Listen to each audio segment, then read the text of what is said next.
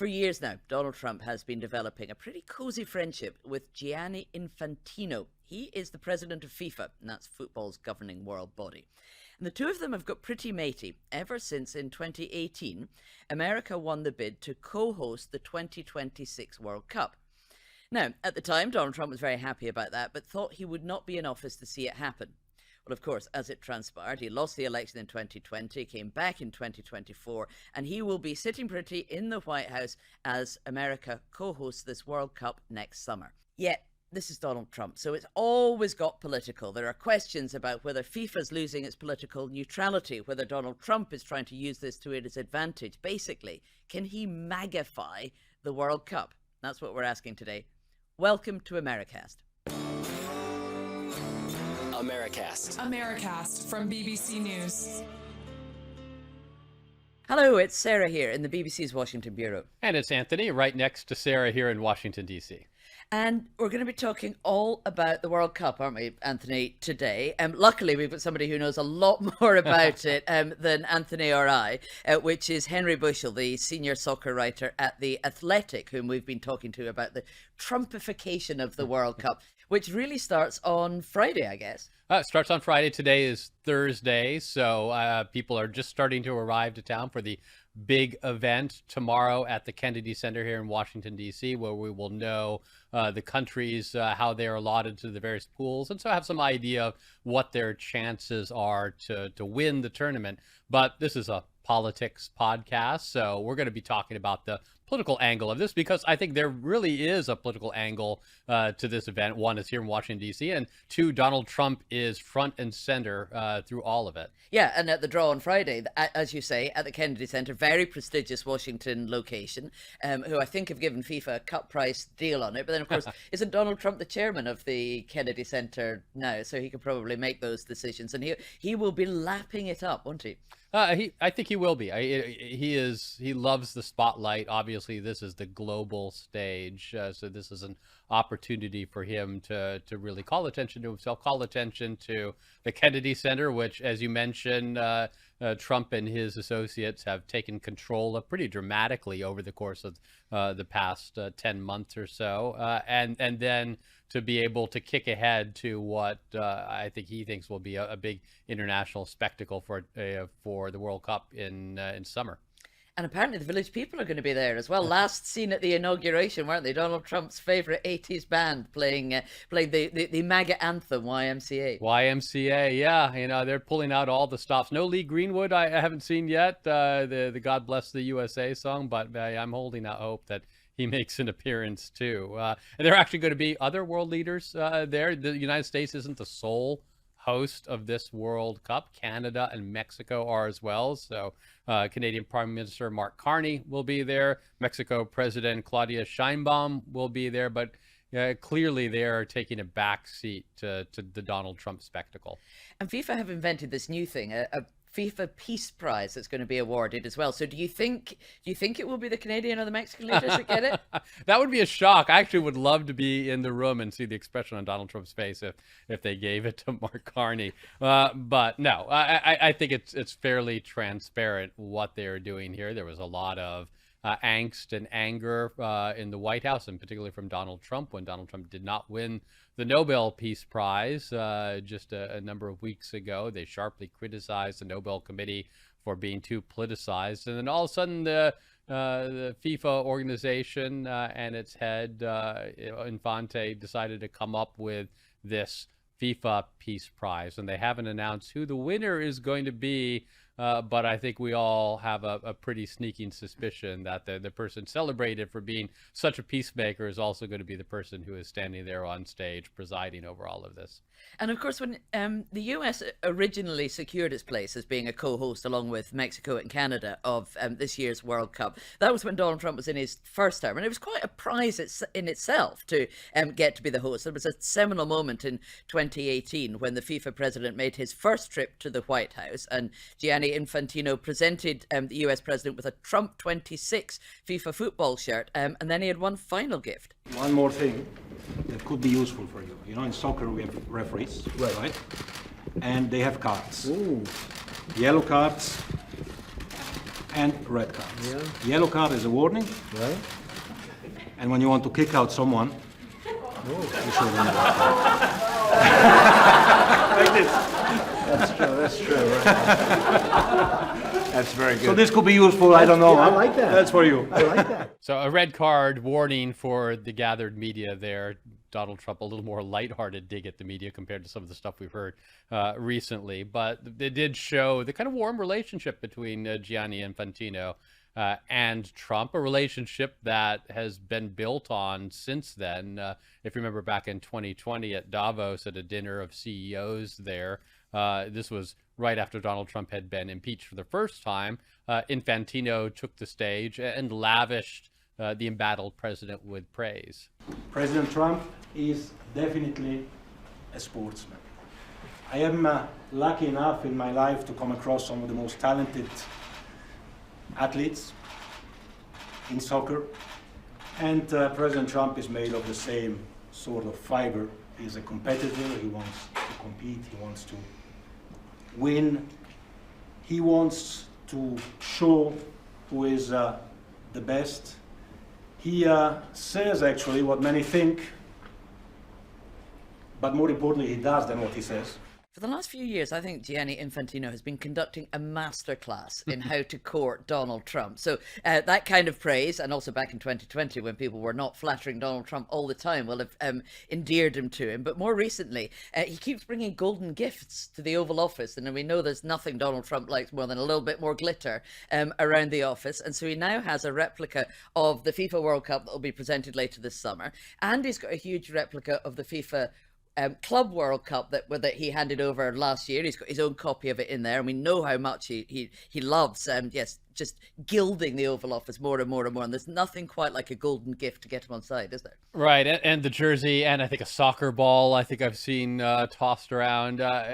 Clearly, this is the playbook, and it's a playbook that is being delivered, as you mentioned, very effectively, and has won Donald Trump over, who, let's be honest, I don't think Donald Trump was a big soccer fan, but clearly he likes the idea of this kind of global pageantry and being connected with it. He also likes the idea of having more political power that he can wield here in the United States, and one of the ways he has done that is by threatening some of the cities that have been announced long ago now, announced to host World Cup games, saying that if they don't shape up, these are Democrat-controlled cities, if they don't shape up, if they don't do what he says, they could lose the right to host the games. Here he is talking about that last month.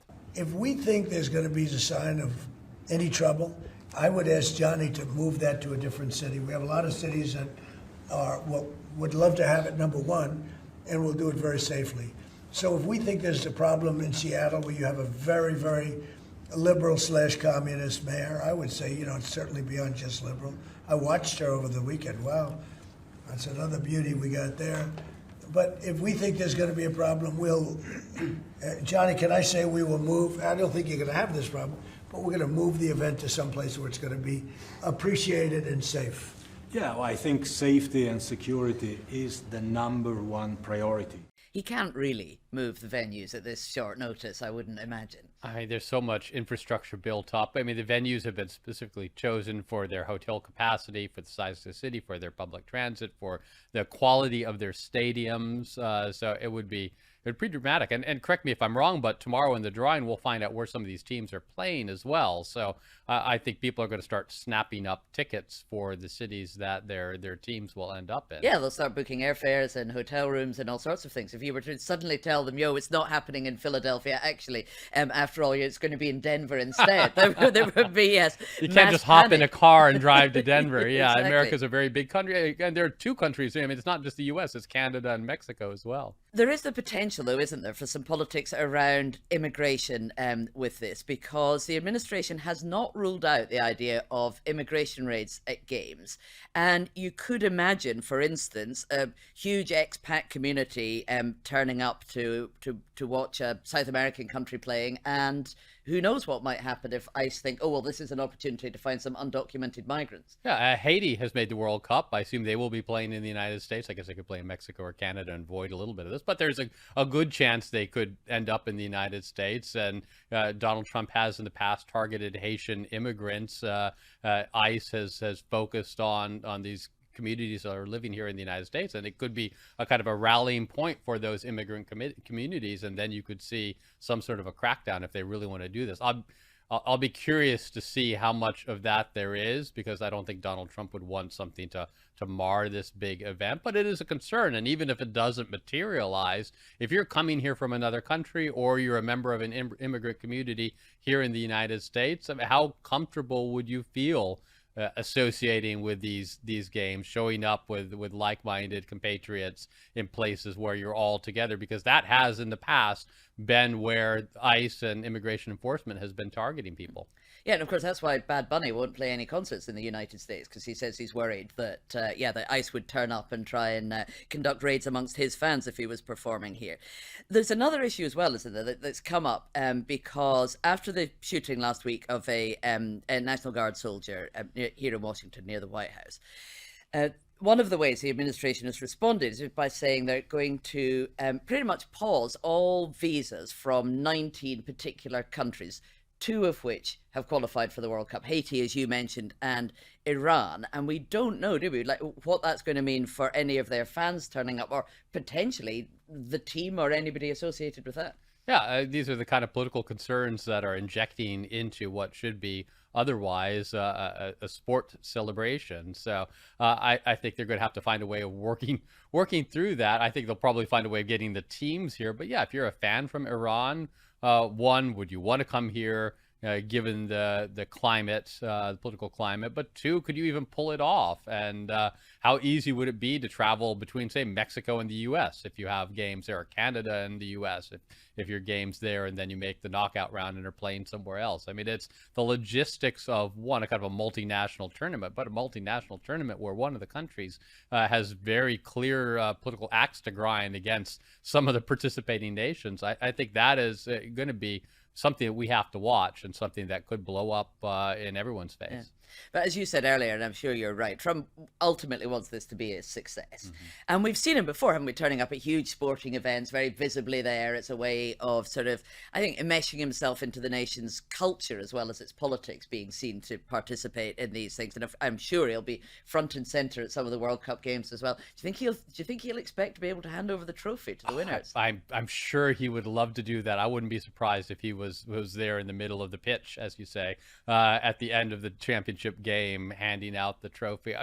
When you look at these big sporting events, and the World Cup is one of them, but the Olympics is another one, it is in some nations, in some authoritarian nations, I would say, a chance to really turn the patriotism up to 11, to really boost like this kind of idea of nationalism. You remember the ones in China, the opening ceremonies for the Olympics in China, where it's this massive thing with all the drummers and all this kind of celebration of Chinese culture. Same with the Russian World Cup in 2018. And obviously, you mean the London 2012 Olympics well, as well, yes, and the astonishing celebration of British culture at the opening ceremony. Absolutely, there. The National Health Service and the coal factories coming up. I really enjoyed that. And the Queen jumping out of an airplane.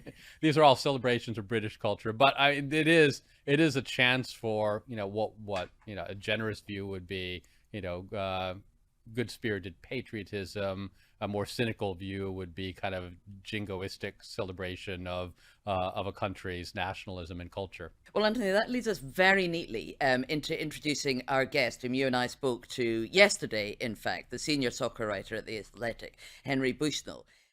So there's so many fascinating things to dig into about this particular World Cup that's being partly hosted in the USA. But the thing strikes me every time I think about this or see something related to it is, why is Donald Trump so enamored with this? Because soccer's not a huge game in the United States. Hosting the World Cup here is not going to be like having it in Britain or France or something. So why is Donald Trump kind of obsessed with it? Because he's a showman and he understands that it's a massive event. I think it boils down to that. And you'll notice that he's not associating himself with any one specific team, not even the U.S. team, at least not yet. He's associating himself with the event and the glitz and the glamour of it and the massive stage that he knows is coming and that Gianni Infantino, the FIFA president, is giving him, and that he is going to, use in whatever way he wants to use it to push his agenda, to, just paint himself in a positive light. That's why he is so enamored with this. He likes sports for the show. Yeah, Donald Trump is an American football guy. He owned USFL football team in the 1980s, but here he is going full in on soccer, and he seems to have developed a special relationship with Infantino. Why do you think they have that seemingly close connection? Yeah, it's very interesting. I think part of it is by necessity, that the World Cup has brought them together, and that FIFA needs the national government of any World Cup host country for a variety of reasons. So they first met back in 2018. But then I think it has also developed into somewhat of a friendship, and they just they get along. And a lot of people I've spoken with over the years say that they share some qualities. I reported out a piece on Infantino earlier this year, and people have described him as Trumpian in a lot of ways, just in the way that and the way he runs FIFA is very I wouldn't say authoritarian, but it is autocratic in a ways. And he is making a lot of the decisions.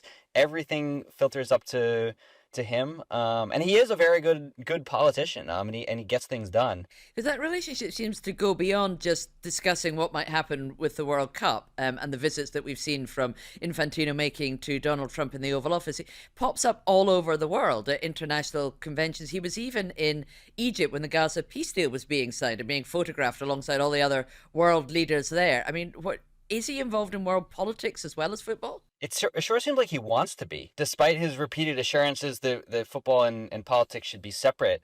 It seems like maybe after he's done with FIFA, that could be his next thing. Who knows? But in addition to being at the Gaza summit earlier this year, he was late to the FIFA Congress because he was with Trump in the Middle East. So I don't know if it's that he has bigger ambitions or that he thinks it is important for the football world, the soccer world, to be represented at these stages, to both to cement the sport as the world sport, or to use it to accomplish bigger things beyond sport. But he certainly he more so than any previous soccer leader is involving himself in these political things. Right, but there are people who point to FIFA in particular as a corrupt organization, that there's a history of bribery, there's a history of lining their own pockets, and that this isn't some sort of a model international organization that's upholding all the great standards in this world, that this is kind of a dirty organization, and the same accusations we see leveled at Trump are being leveled at FIFA as well. Absolutely. And FIFA would argue that that was the previous regime, and they have, under Infantino, they have moved away from the bribery. And to be fair to them, they have put in some controls that have probably not necessarily totally eradicated, but stamped out a decent amount of the blatant, what we would actually call bribery, like cash for TV rights under the table, things like that. But the way he runs the organization, the way somebody described it to me earlier this year, was legal bribery. I will give you one thing so that you do this. It's just kind of like a quid pro quo type of thing. None of this is illegal. And in fact, a lot of people within the soccer world like Infantino and like the way he's running it because he's making them so much money. Why will this be a particularly lucrative World Cup? I think ticket prices are higher than normal, aren't they? Which has already been causing something of a fuss among football fans. But are there other reasons why there's more money involved in this one? Well, it's bigger than ever. It's 48 teams instead of 32. It's 104 games instead of 64. It's being played at these massive American NFL stadiums. So still the 1994 World Cup, which was held at American NFL stadiums, is the most attended World Cup ever, even though it was only 24 teams. This is going to be twice that. basically, and probably more than twice that in terms of attendance. They're selling those tickets for way higher prices than they ever have. It's also going to be really expensive to attend, and part of that is in FIFA's control with the ticket prices and, selling parking passes alone for $75 or over $100, and all these other ways that they're making fans pay for it. But it's also just expensive to travel to America in general. And I remember that '94 World Cup. I was here in D.C. And I actually bought tickets, maybe a week ahead of time to go see a knockout round game between Spain and Switzerland here in D.C. I remember just 4 years before that, in 1990, having to watch Spanish language television to see the World Cup televised here in the United States. So definitely, it has become dramatically bigger here in the U.S. Although I was struck by the fact that there are no games here in D.C. There won't be any games here in D.C. next year. What we do have in D.C. Is this big World Cup pool draw, which I hear you're going to be at on Friday at the Kennedy Center with Donald Trump and Infantino and all the big FIFA celebrities and sports stars are going to be there. Why is that being held at the Kennedy Center when we don't have a game to go to next year? Yeah, it's not necessarily connected to whether there's a game or not. The plan for a while was actually to have it in Las Vegas, where there are also not games, but they held the draw there back in 1993 ahead of the 1994 World Cup. And that's where a lot of people seem to want it to go and think it made sense because it's a big show, right? But then the Trump, so the history of the Kennedy Center, which your listeners are probably more aware of than maybe the sports audience, but Trump essentially took it over earlier this year, and he recommended it. At least we've been told that he recommended it to FIFA as the site, and FIFA wanted him involved, and maybe specifically Gianni Infantino wanted him involved. So again, it's all about Trump. Yeah, and it's not going to be all about Trump. There are still a lot of people who are going to be focused on the picking of teams, but we are expecting him. We don't know for sure, but we are expecting him to be very prominently involved on Friday. And you can see other political opportunity here as well. And he's been threatening recently to remove games from Democrat-run cities that he doesn't like. Because, I presume that cities and local businesses stand to make a huge amount of money out of this, as well as FIFA. If you thought it was difficult to get a hotel room when Taylor Swift was playing, just try and do it when it's the World Cup semi-final or something.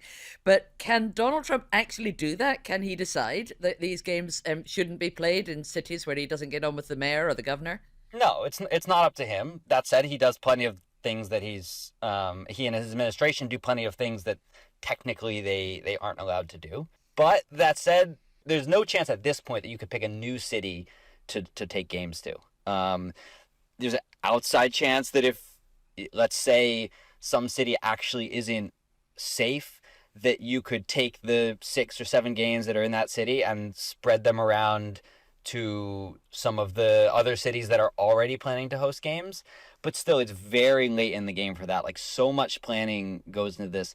Tickets have already been sold to these games. There's so much, or so many moving parts around them that it's both not technically not allowed and not in his power, and also just unfeasible at this point. There are some worries, aren't there, about people from abroad buying tickets, possibly from African countries, maybe other countries that Donald Trump doesn't have on his favourites list, whether or not they will get visas to come in as a tourist to watch these games, even if they've already bought a ticket. And even for fans of countries who are not going to be on the travel ban list, the visa wait times are very long.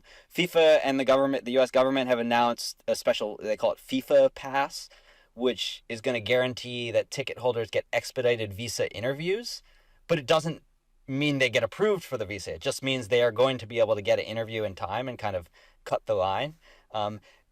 Everyone involved is confident that people who are actually participating in the World Cup, so the players, the coaches, the officials, things like that, they are going to be able to get visas and they are going to get here. But for fans, both in terms of visa rejections and also just wait times and the logistical process of even getting an interview, it's going to be difficult for a lot of people. Yes, you may or may not have noticed, I'll forgive you if you haven't, that Scotland have qualified for the first time in almost 30 years. England are through as well, but that's more commonplace. The Scottish fans who arrive in the United States to follow the team are going to be very, very excited, and that's putting it mildly, and quite exuberant, potentially as well. Will they be met with a similar level of excitement from Americans, do you think, about this tournament that's being held here? It won't be the same as the passion around the world for football. I think Americans get excited in their own way for big events. So I think like once June rolls around, there will be a decent amount of buzz. And also, when we think about whether Americans will be excited, we often think about, the average, 40-year-old male, white, native-born American who likes American football and basketball or baseball or something like that. But, American also encapsulates so many different immigrant communities and people who do have, like, soccer in their past or soccer in their blood, as a lot of people would say. Let's say Scotland plays Colombia, for example. There will be some traveling, fans who travel from Colombia for that game, but there will also be tens of thousands of Colombian Americans who go to that game and make it an incredible atmosphere. And that, like, some of the atmospheres at the Club World Cup were really good, especially the ones involving South American teams and some of the North African teams.